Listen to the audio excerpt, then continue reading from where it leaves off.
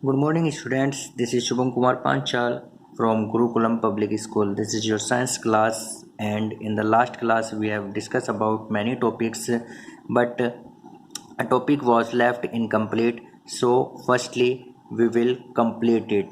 The topic is named as milk teeth and permanent teeth. In this topic, we were reading that do you remember about falling of the ear your tooth some years ago. The first set of teeth grows during infancy and they fall off at the age between 6 to 8 years. These are termed milk teeth. Means कि आपको ध्यान होगा कि लगभग कुछ साल पहले आपके दांत जो है गिर गए थे। ठीक है, तो ये जो दांतों का फर्स्ट सेट था आपका, ये कब आया था? आपके इन्फेंसी यानी शिशुत्व में आया था, जब आप छोटे थे, 1-1.5 साल के थे लगभग, तब ये दांतों का सेट आया था। और ये दांत जो थे आपके लगभग कब गिर गए थे? 6 to 8 ईयर्स यानी 6 से 8 साल की उम्र में गिरने लग गए थे। तो इन दांतों को क्या कहा जाता था? मिल्क टीथ यानी दूध के दांत कहा जाता था। क्या कहा जाता था बच्चों? दूध के दांत कहा जाता था। The second set that replaces them are the permanent teeth। यानी दूसरा सेट यानी दूध के दांत गिरने के बाद जो आपके दांत आते हैं, उन दांतों के सेट को हम क्या कहते हैं? परमानेंट टीथ कहते हैं, यानी स्थायी दांत कहते हैं। द परमानेंट टीथ में लास्ट थ्रू आउट लाइफ, यानी ये जो परमानेंट टीथ होते हैं ये पूरे जीवन भर रहते हैं। और fall off during old age और due to some dental disease, या फिर किसी दांतों की बीमारी की वजह से या वृद्धावस्था में यानी बूढ़े होने की उम्र में ये दांत जो है टूटकर गिर जाते हैं। तो इसमें आपने क्या पढ़ा कि आपके जब आप शिशु होते हैं तो आपके यानी 1 से 1.5 साल की उम्र में आपके दांत आते हैं, और ये जो दांत होते हैं 6 से 7 साल की उम्र में गिरने शुरू हो जाते हैं। दांतों के इस पहले सेट को हम मिल्क टीथ यानी दूध के दांत कहते हैं, और उसके बाद जो दांत आते हैं आपके, उन्हें हम परमानेंट टीथ कहते हैं यानी स्थायी दांत कहते हैं, जो जीवन भर आपके रहते हैं, या फिर वृद्धावस्था में यानी बूढ़े होने पर या किसी दांतों की बीमारी की वजह से वो गिर जाते हैं। उसके बाद आज हम कंटिन्यू करेंगे एक्टिविटी 2.3 से। ठीक है, एक्टिविटी 2.3 से शुरू करेंगे। एक्टिविटी 2.3 देखते हैं। Take 2 test tubes. आपको 2 टेस्ट ट्यूब लेनी है, एक का नाम रख देना है ए और एक का नाम रख देना है बी। ठीक है, कितनी टेस्ट ट्यूब लेनी है बच्चों? आपको 2 टेस्ट ट्यूब लेनी है, एक का नाम रख देना है ए और एक का नाम रख देना है बी। टेस्ट ट्यूब ए में आपको 1 चम्मच उबले हुए चावल डालने हैं। क्या करना है? टेस्ट ट्यूब ए में आपको 1 चम्मच उबले हुए चावल डालने हैं, और टेस्ट ट्यूब बी में आपको 1 चम्मच उबले हुए चावल ही डालने हैं, लेकिन चबाने के बाद उन्हें 3 से 5 मिनट तक चबाइएगा और उसके बाद उन्हें टेस्ट ट्यूब बी में डाल दीजिएगा। क्या बच्चों कि आपको 2 टेस्ट ट्यूब लेनी है, ऐसी होती है टेस्ट ट्यूब, देख लीजिएगा, एक एरी टेस्ट ट्यूब और एक एरी टेस्ट ट्यूब। ठीक है, तो जब 2 टेस्ट ट्यूब आप लोगे, इनका नाम एक का ए एक का बी रख देना है। ठीक है, एक में तो आपको 1 चम्मच उबले हुए चावल डालने हैं, किसमें? ए में, और बी में आपको 1 चम्मच उबले हुए चावल ही डालने हैं, लेकिन चबाने के बाद लगभग 3 से 5 मिनट चावल को चबाइएगा और उसके बाद टेस्ट ट्यूब बी में डाल दीजिएगा। फिर एडेड 3 to 4 ml ऑफ यानी millilitre of water in both the test tube. ठीक है, 3 से 4 चम्मच जो है पानी, 3 से 4 मिलीलीटर जो है पानी मिला दीजिएगा दोनों टेस्ट ट्यूब में। उसके बाद क्या करना है? दोनों टेस्ट ट्यूब में पानी मिलाने के बाद आपको 2 से 3 बूंदे किसकी डालनी है? आयोडीन सॉल्यूशन की डालनी है। किसकी डालनी है बच्चों? आयोडीन सॉल्यूशन की 2 से 3 बूंदे डालनी है। ठीक है, दोनों टेस्ट ट्यूब में डाल दी। उसके बाद उसको ऑब्जर्व करिएगा यानी देखिएगा क्या होता है। Why is there a change in colour in the test tubes, यानी टेस्ट ट्यूब में कलर चेंज हो जाता है, यानी ए में तो कलर चेंज होता है, बी पर कोई इफेक्ट नहीं पड़ता। ठीक है, तो क्यों नहीं पड़ता? क्योंकि जो ए है, ए में क्या है आपने पता है, चावल जो होते हैं उनमें कार्बोहाइड्रेट्स ज्यादा होता है, और कार्बोहाइड्रेट्स क्या करता है एक्चुअल में? आयोडीन और ये शुगर जो होते हैं दोनों कार्बोहाइड्रेट होते हैं। ठीक है, discuss the result with your classmate and your teacher. The saliva breaks down starch into sugar, यानी सलाइवा जो होता है वो आपके स्टार्च को शुगर में तोड़ देता है, यानी आपके चावल में जो स्टार्च होता है वो चबाने से किस में टूट जाता है, सुगर्स में टूट जाता है, और शुगर आयोडीन के साथ कोई रिएक्शन नहीं करता, इसलिए कलर चेंज नहीं होता। लेकिन टेस्ट ट्यूब ए में जो था आपका कलर कैसा हो जाता है, ब्लू ब्लैक कलर हो जाता है। कैसा हो जाता है, ब्लू ब्लैक, यानी हल्का हल्का काला और नीला सा कलर हो जाता है, क्योंकि स्टार्च जो है वो आयोडीन के साथ रिएक्ट कर जाता है, लेकिन शुगर आयोडीन के साथ रिएक्ट नहीं करती, इसलिए टेस्ट ट्यूब बी का कोई भी कलर चेंज नहीं हो सकता। आप देख सकते हो टेस्ट ट्यूब बी का कलर सेम है, जबकि टेस्ट ट्यूब ए का कलर चेंज हो चुका है।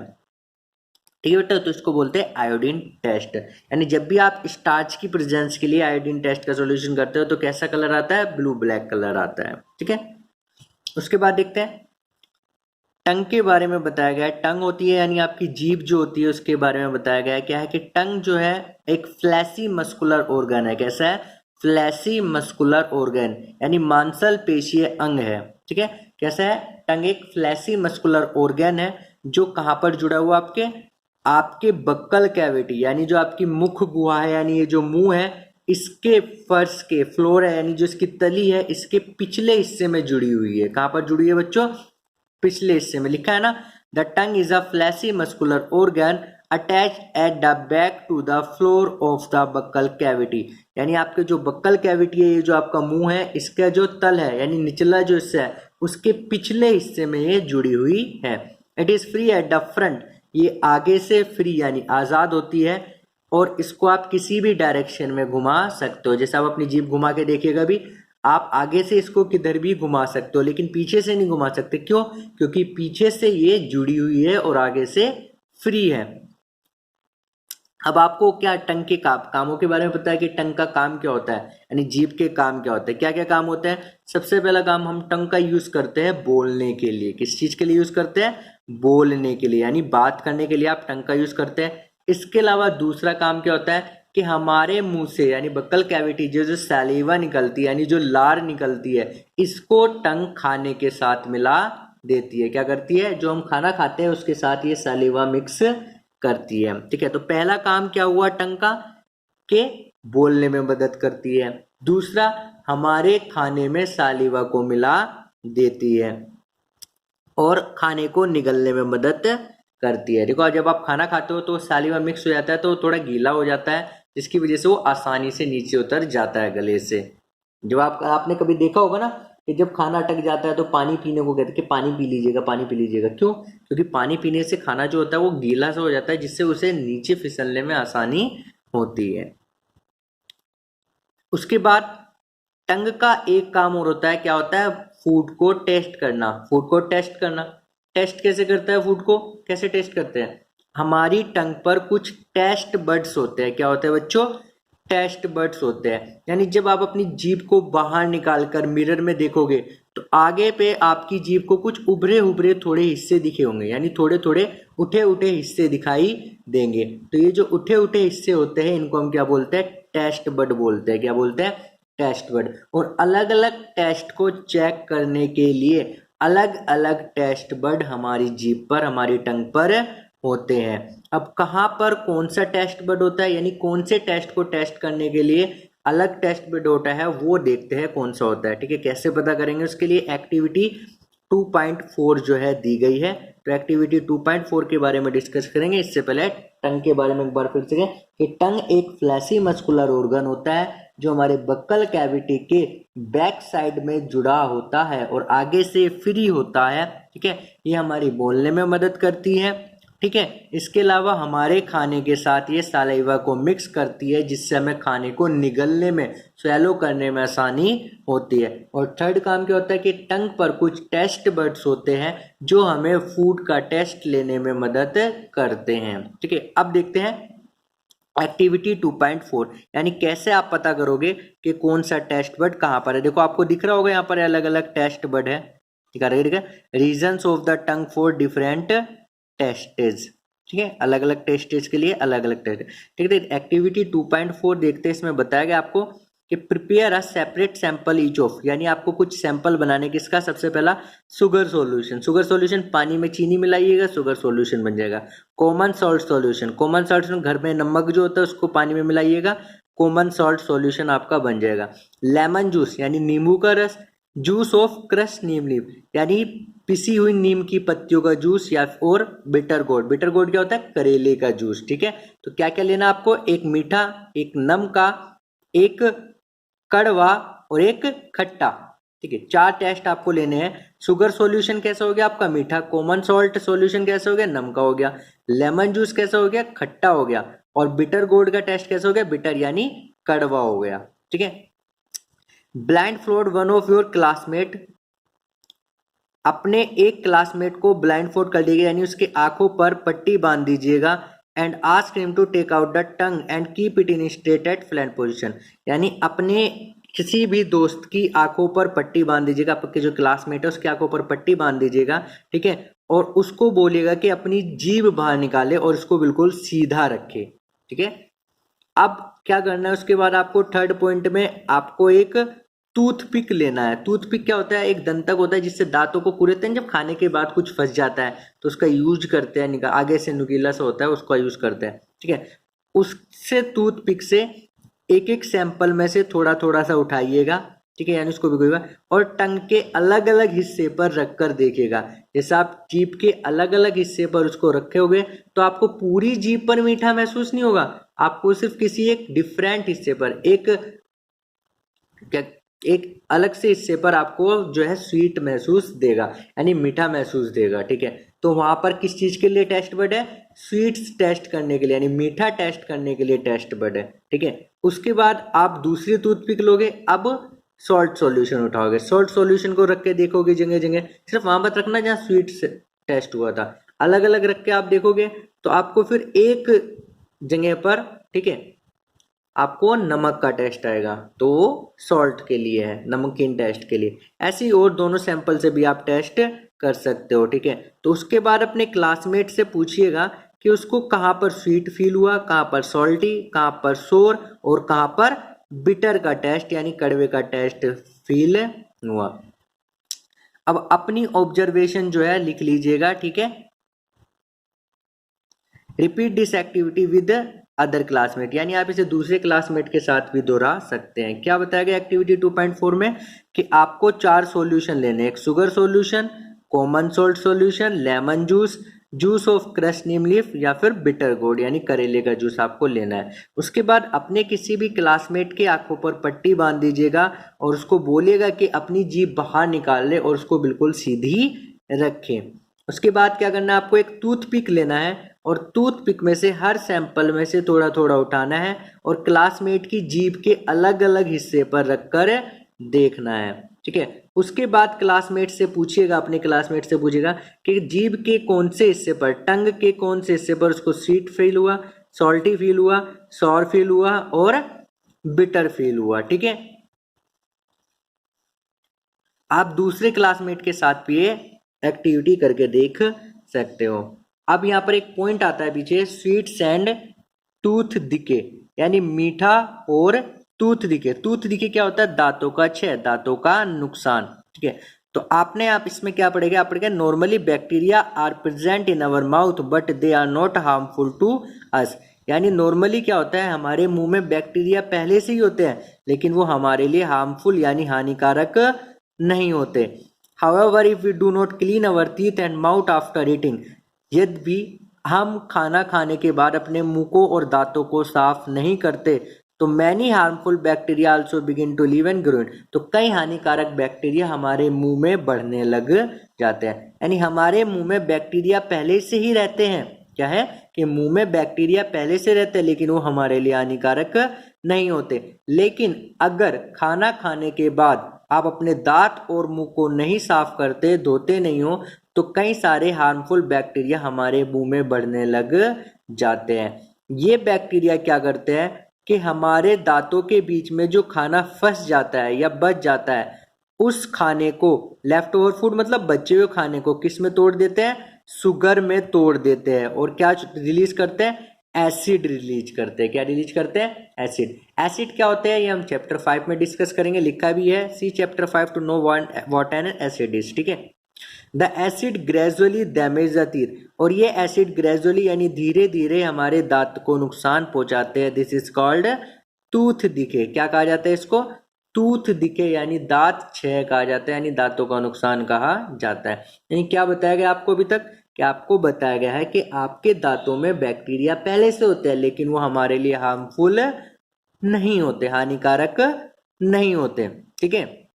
लेकिन जब आप खाना खाने के बाद अपने दांत और मुंह साफ नहीं करते, ठीक है, तो जो बचा हुआ खाना होता है, सॉरी, जब आप अपने दांत और मुंह साफ नहीं करते तो आपके दांतों में हार्मफुल बैक्टीरिया बढ़ने लग जाते हैं। और ये हार्मफुल बैक्टीरिया क्या करते हैं कि आपके दांतों में जो खाना फंस जाता है, जो बच जाता है, उसको शुगर में तोड़ देते हैं और साथ ही क्या रिलीज करते हैं, एसिड रिलीज करते हैं। और ये एसिड क्या करते हैं, आपके दांतों को नुकसान पहुंचाते हैं, और इसी को हम टूथ डिके के नाम से जानते हैं। किस नाम से जानते हैं, टूथ डिके, यानी दांतों को नुकसान पहुंचना ही क्या कहलाता है, टूथ डिके कहलाता है। If it is not treated in time, अगर इसका समय से इलाज नहीं किया जाता, it causes very severe tooth, एक भयंकर दांतों में दर्द होने लगता है, एक मतलब दर्द, एंड इन एक्सट्रीम केसेस, और अगर ज्यादा होता है, रिजल्ट इन टूथ लॉस, दांत टूट जाता है, ठीक है। अगर इसका समय से इलाज नहीं किया जाता तो क्या होता है, दांतों में दर्द होने लग जाता है या दांत टूट भी जाता है।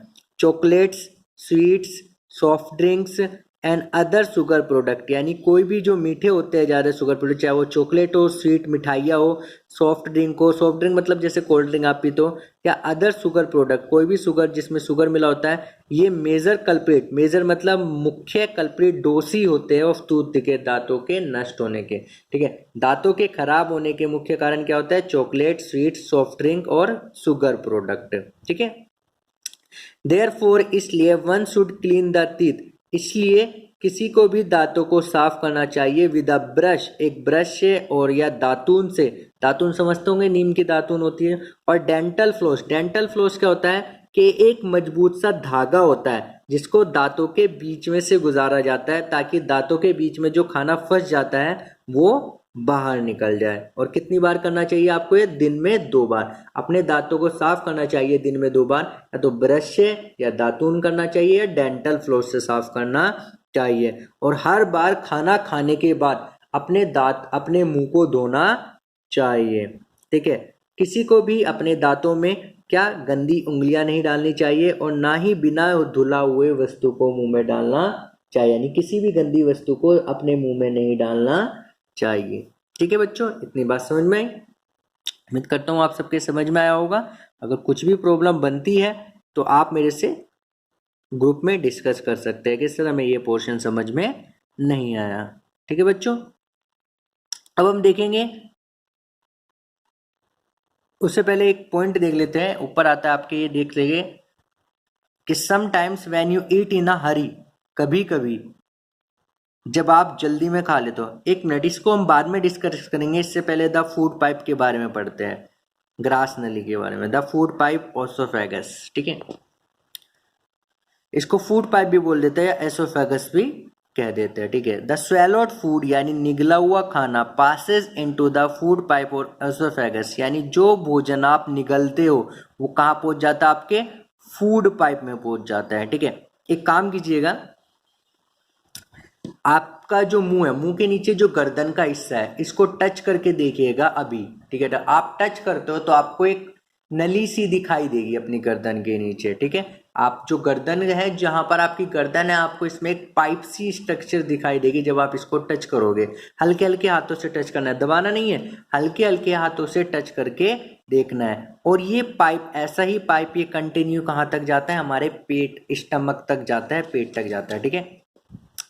तो जो आप खाना निगलते हो, खाना कहाँ से खाते हैं, मुंह से खाते हैं, और मुंह से जैसे खाना निगलते हो कहाँ चले जाता है, आपके फूड पाइप में जाता है। आप देख भी सकते हो कि, तो बच्चों हम बात कर रहे थे ओसोफेगस के बारे में, कि जो आप खाना निगलते हो तो वो किस में चला जाता है, आपके फूड पाइप या ओसोफेगस में जाता है। जब आप पानी पीते हो तो आपके अपनी गर्दन से दिखता है ना, निकलते हो यहाँ से गर्दन से, ऐसे जब मिरर में देखोगे, आप पानी पीते हो मिरर में देखना खुद को, या फिर खाना खाते हो देखना, तो आपको ऐसे गर्दन से उतरता हुआ दिखाई देगा, हल्का हल्का सा, ठीक है। तो जो खाना आप निकालते हो वो आपके कहाँ पर जाता है, फूड पाइप में चला जाता है। Food pipe runs along the neck, और ये फूड पाइप आपकी गर्दन से होते हुए, आपकी चेस्ट से होते हुए कहाँ पहुंच जाता है, आपके स्टमक से पहुंच जाता है। कहाँ पर पहुंच जाता है, स्टमक में पहुंच जाता है फूड पाइप। ठीक है, तो आपके मुंह से शुरू होता है बक्कल कैविटी से, और आपकी गर्दन से होता हुआ, चेस्ट से होता हुआ आपके स्टमक से कनेक्ट होता है ये।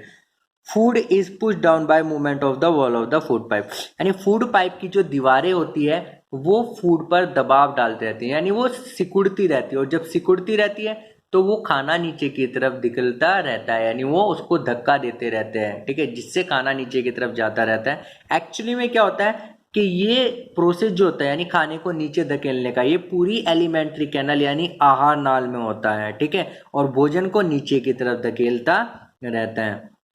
कभी क्या होता है, जब फूड जो आप खाते हो वो अगर स्टमक के द्वारा एक्सेप्ट नहीं किया जाता, ठीक है, एंड इज वोमिटेड आउट, तो हमें क्या हो जाता है, वोमिटेड आउट यानी उल्टी हो जाती है, बाहर निकल जाता है खाना वो।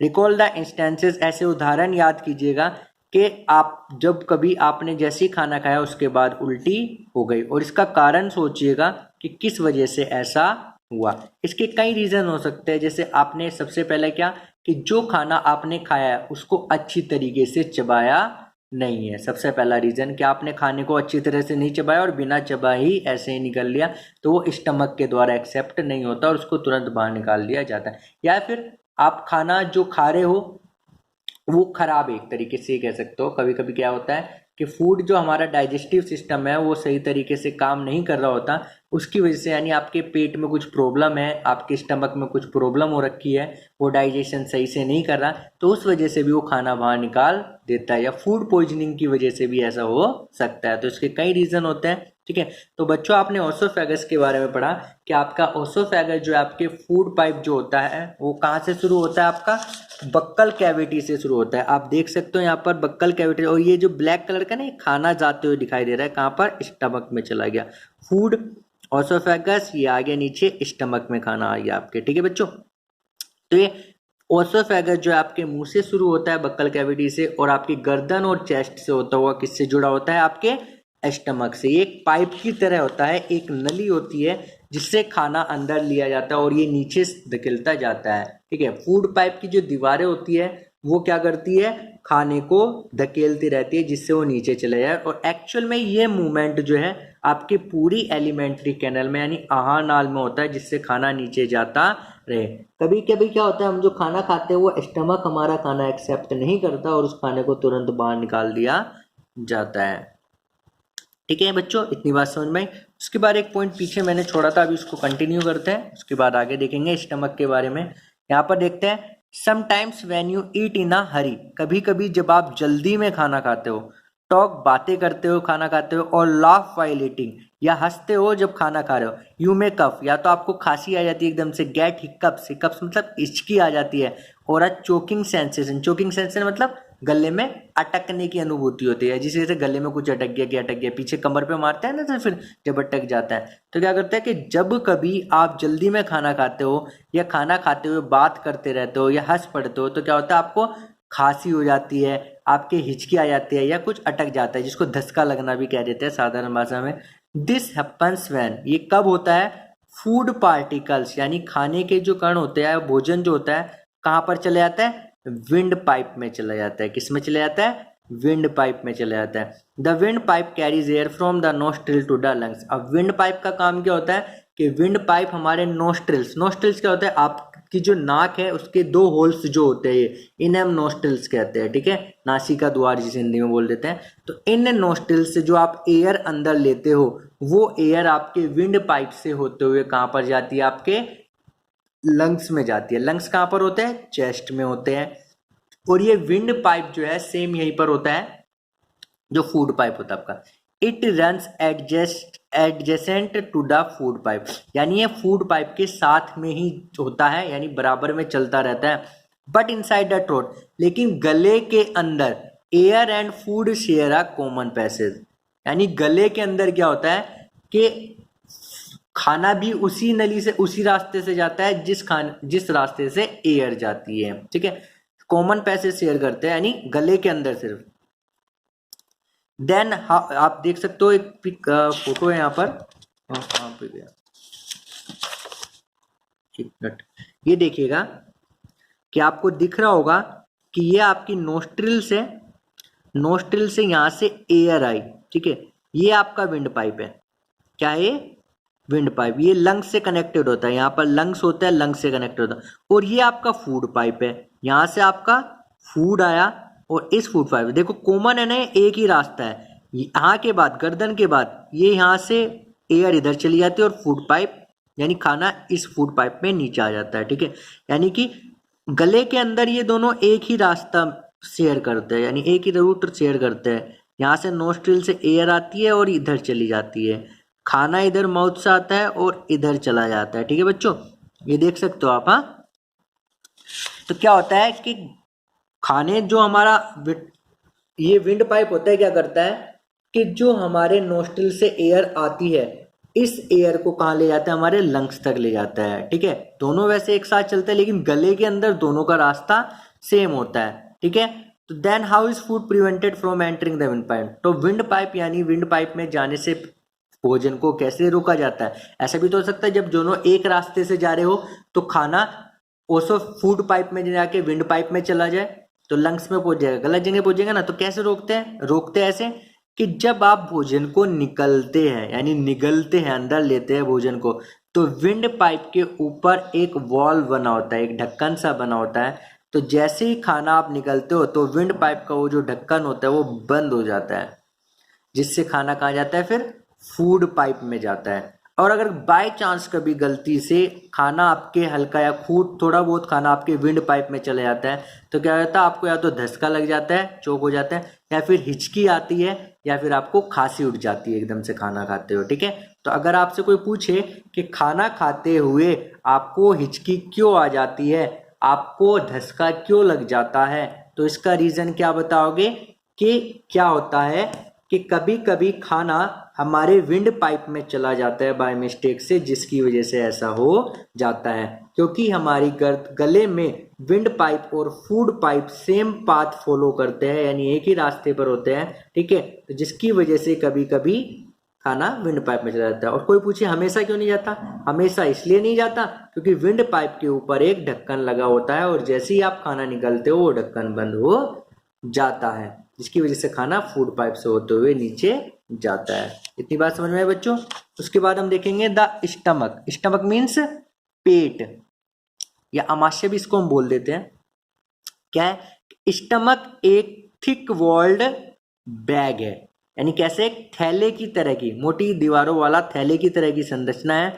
इसकी शेप कैसी है? एक जे की तरह है। कैसे? जे की तरह की शेप है। And it is the widest part of alimentary canal, और ये आपकी एलिमेंट्री कैनल का सबसे चौड़ा भाग है, सबसे चौड़ा भाग है, ठीक है। तो स्टमक क्या है? एक थैले की आकार का है, ठीक है। कैसी शेप है इसकी? जे की जैसी शेप है, जैसे जे होता है ना, ऐसा होता है। देखो दिखाता हूँ आपको स्टमक, ये रहा आपका स्टमक, ठीक है। जे बन रहा है ना, देखो ऐसे, ये जे बना हुआ है, एक जे के आकार का ये बना हुआ है, ठीक है। और ये हमारी एलिमेंट्री कैनल का सबसे चौड़ा हिस्सा है, ठीक है। ये क्या करता है? इसमें खाना आता है कहाँ से? फूड पाइप से। एक हिस्से से इसके फूड पाइप में खाना आता है, और इसका दूसरा सिरा यानी दूसरा एंड किससे जुड़ा होता है? स्मॉल इंटेस्टाइन से जुड़ा होता है। किससे जुड़ा होता है बच्चों?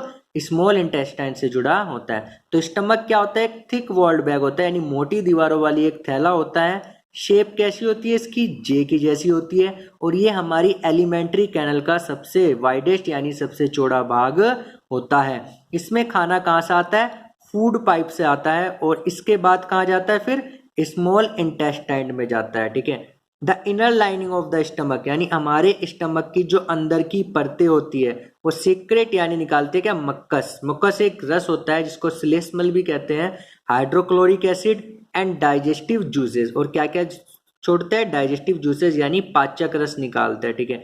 तो हमारी पेट की, हमारे स्टमक की जो अंदर की सतह होती है वहां से क्या क्या निकलता है? मक्कस निकलता है, हाइड्रोक्लोरिक एसिड निकलता है और डाइजेस्टिव जूसेस निकलता है। मक्कस क्या करता है? Protects the lining of the stomach, यानी हमारे पेट की परतों को, पेट की सतह की रक्षा करता है। कौन? मक्कस जो होता है वो हमारे पेट की सतह की रक्षा करता है। एसिड क्या करता है? एसिड कई सारे बैक्टीरिया को मार देता